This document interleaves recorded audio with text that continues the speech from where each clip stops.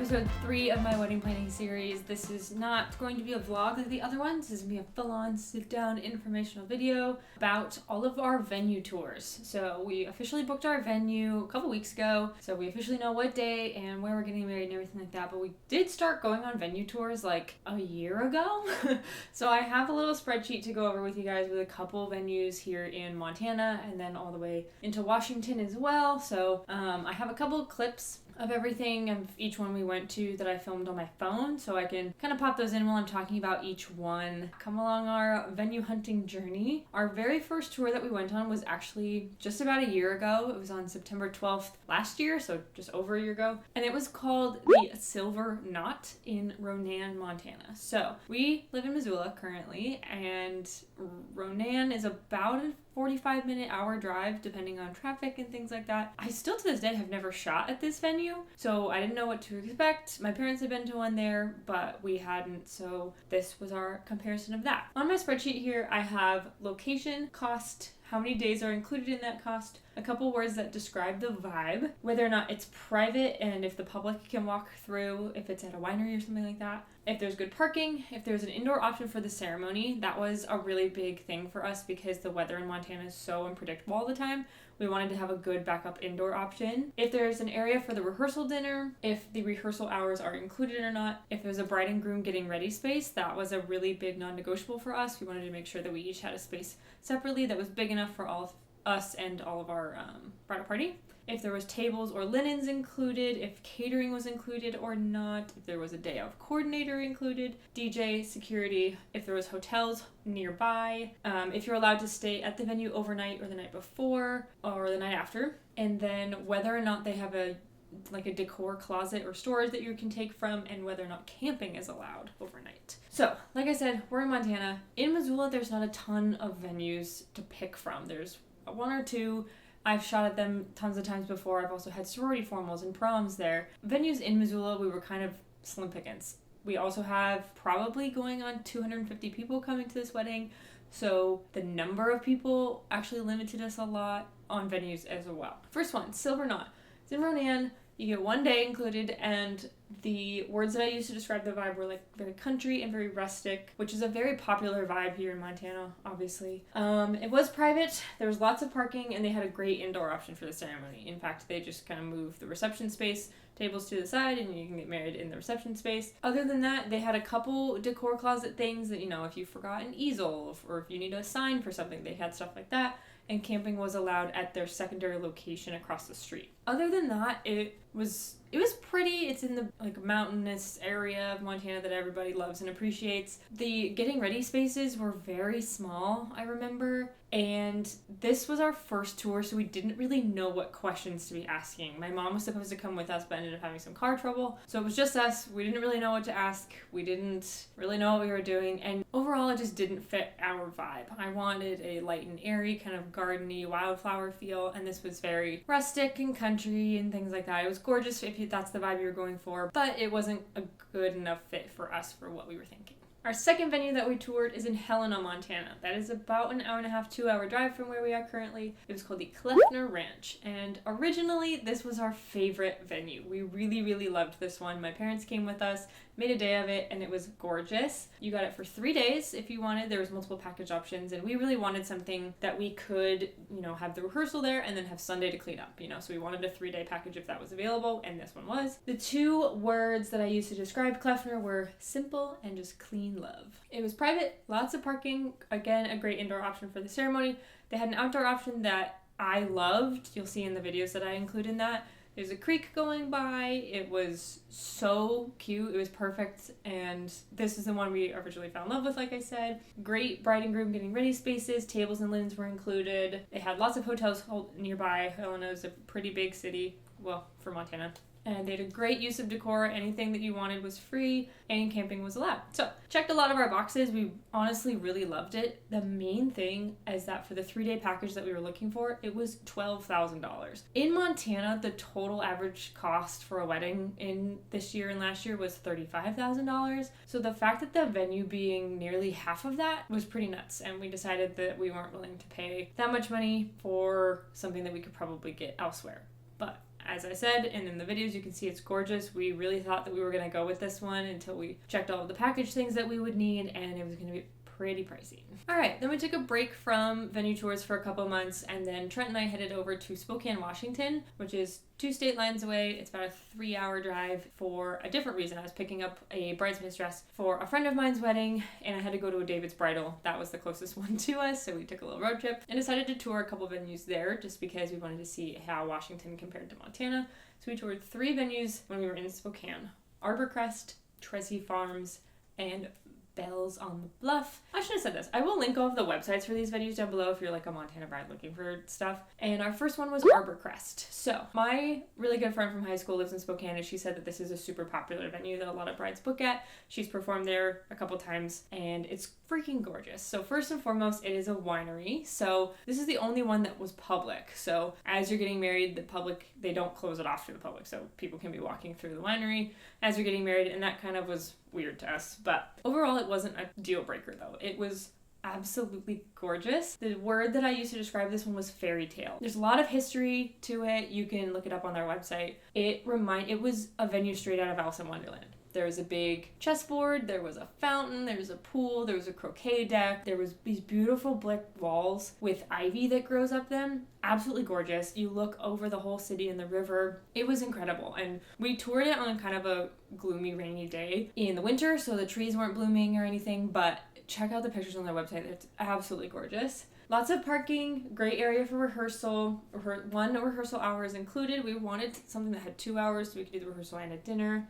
Good bride and groom getting ready spaces, and they had a day of coordinator included. This was the first venue that we'd heard of who did that. Lots of hotels go by. It's a bigger city than Missoula. The main thing with this one is it is $7,500, and you only get it for like 7 hours. You get it from 2 p.m. to 9 p.m. or something like that. And that was just not gonna work, especially when we were driving 3 hours to get there. We wanted somewhere, if we were gonna get married in a different city, that we could kind of camp out for the weekend, stay there, have everything taken care of in one spot instead of having to get a hotel for the rehearsal and a different hotel to stay in and bring in all the vendors that we didn't know, and it wasn't going to work. It was absolutely gorgeous. I think if you're in Spokane, definitely check out that venue. I would have loved to get married there. Just coming from out of state and having family come and have to drive that far, only having the venue for 7 hours wasn't going to work. The second tour we did in Spokane was called Trezzy Farms. It got a little messed up for us because the lady who and her husband who own it, the lady had a family emergency and couldn't make us for the tour, and the husband's not usually the one who gave us tours, so he didn't really know what he was talking about. You could tell he wasn't as familiar with the wedding side of things, but again, it was another winery. The word I used to describe this one was rustic Italian. If you are going for like the Parisian Italian vibes, this would be perfect. It was overlooked an entire winery. It was absolutely gorgeous. They have an in-house caterer of Italian food. They have biodegradable like utensils and plates and things like that. It was very pretty. This was actually Trent's favorite. My thing is aesthetically, that wasn't the vibe I was going for. This was a little too high end for what we wanted. A lot of the interior walls are painted a very, very bright red, which again, if you're going for that Italian look, that's perfect. Red isn't one of our wedding colors. Our wedding colors are peaches, yellows, and greens. So the red wouldn't really work that well. Gorgeous if that's what you're looking for, but wasn't gonna fit our vibe. And the getting ready spaces were limited. Lots of hotels close by. This one was $6,000, so right in the good mid-level price for a wedding venue. Just aesthetically, not the look that we were going for. All right, and the last tour that we did in Spokane was a place called Bells on the Bluff, or The Bluff, or Green Bluff is a part of Spokane. This one is a little bit different. So my mom found this one years ago before Trent and I were engaged, and she said this is kind of an interesting concept. So the whole thing about Bells on the Bluff is that you pay one price and mostly everything is included. For the 3-day package price, it is $28,000, and the 2 words that I used to describe the vibe were fancy and very grand. It is a barn. They've repainted it from red to white as of this year, I believe. But there's a house that you can stay in nearby that sleeps like 35 people, so your bridal party and your family can stay on site, which we thought was a huge bonus. It was private, lots of parking, a great area for the rehearsal dinner. Again, you have the rehearsal dinner included because you have that 3-day package. The bride getting ready space was the house. The groom getting ready space was a converted stable. So they had 3 rooms. So one room was a pool table, one room was a poker table, and the other room was like a locker room style setup for their suit hangers. Tables, linens, and catering was included. Day of coordinator was included. Their DJ was included. You have security. There's tons of hotels. You can stay the night before and after. Everything worked out really well. It was basically, and photography was included with this one. Sorry, I should mention that. Photographer was included. So basically, they said, you bring your dress and you bring your cake, and that's it, and you're done.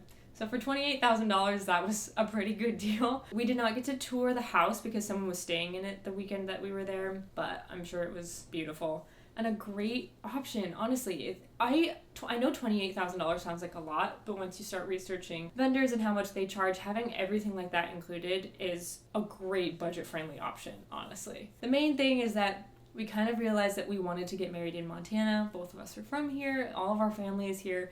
And coming from out of state, that just wasn't something that we wanted to do, especially because a lot of the vendors that we did end up booking are friends of mine, and like our photographers I've worked with lots of times when I've been the videographer and they've been doing photo. So having them have to come, or one, have to come to out of state, and then second, not be an option because the photographer was included with this venue, made me a little uncomfortable. Like I said, it's a great option if you just want to like pay a price and have everything mostly be done. Back in Montana for venue number 5, this was called Mountainside, and it's in Whitefish, Montana. Whitefish is a resort town. There's a big ski resort there. It's close to the lake, so they have a big tourist population in Whitefish.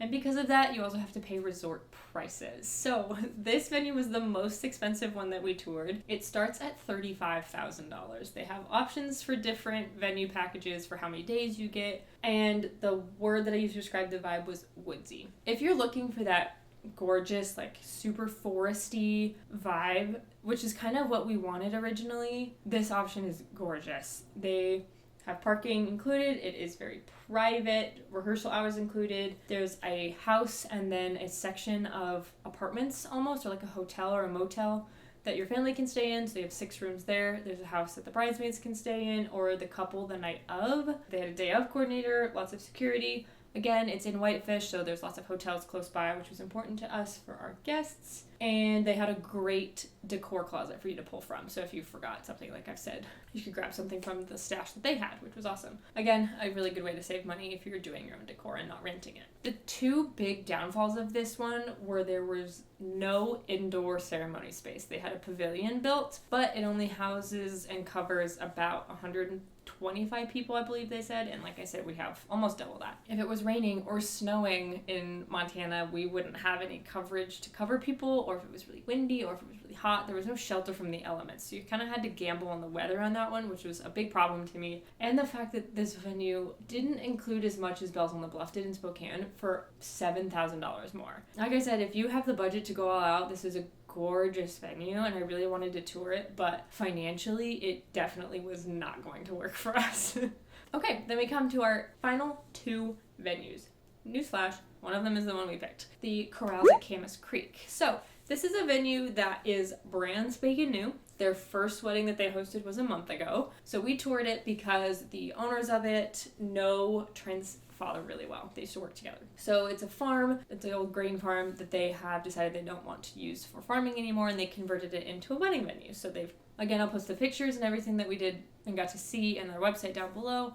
But they've converted a couple silos into a bar. They've added a pavilion. They have a lot of everything included. So they've bought a tent, and your chairs and your tables are all included in that one. And there's a house that the bridesmaids could get ready in. So, and then they basically are like, yep, it's yours for the weekend. You can use it for whatever you want. If you want to get married in this corner and face those trees and mountains, you can do that. If you want to get married in this corner and face the fountain that we've built, you can do that. They're very flexible, and the best part about this one, it was the most budget-friendly option. You get it for a couple days. It wasn't that expensive. There's different packages for how many days you want, and that depends on the price. We toured this one when they hadn't hosted any weddings yet, so it was very much like they were still learning on the job and everything like that, which was totally fine. I'm sure that next year they're going to be one of the most in-demand venues because they really are trying to learn and adapt as they go, but it just wasn't the vibe that we wanted. It was super simple. Again, there was no shelter from the elements, really. They have a tent they can put up for you, but other than that, that was it. And it was kind of just a field, you know? It would have taken a lot of DIY work to make it look like what I wanted and make it work for us. So we decided to go with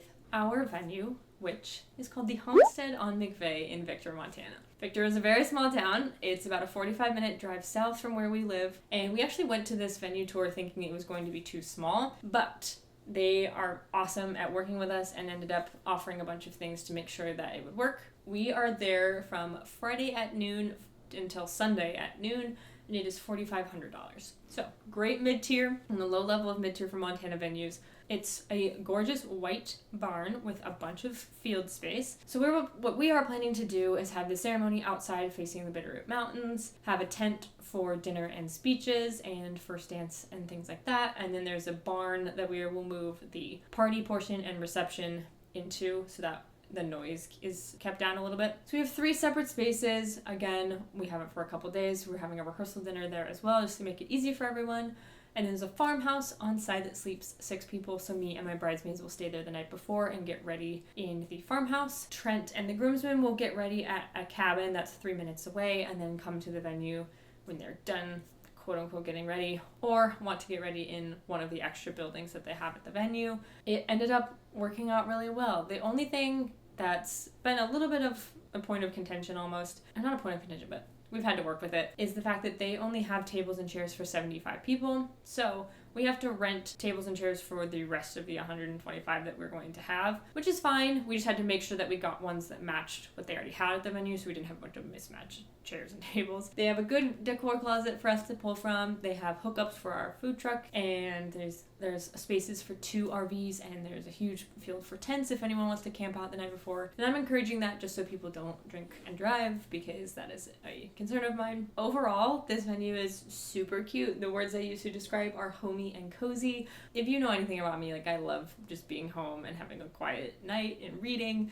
So it feels very simple. There's a gorgeous willow tree that they've sprung a bunch of string lights in, so at night it's going to be gorgeous. There's tons of opportunities for photos with the mountains and the road, and the people who own it are absolutely like the nicest people ever, and I think that it's going to be an absolutely perfect fit for what we're looking for. Alright, y'all, I won't bore you anymore too much.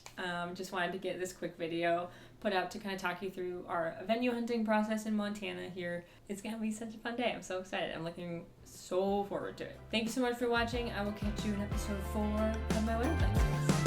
Hang out. Bye. I want to be with you. I want to hold you in your sleep. There's nothing we can't do.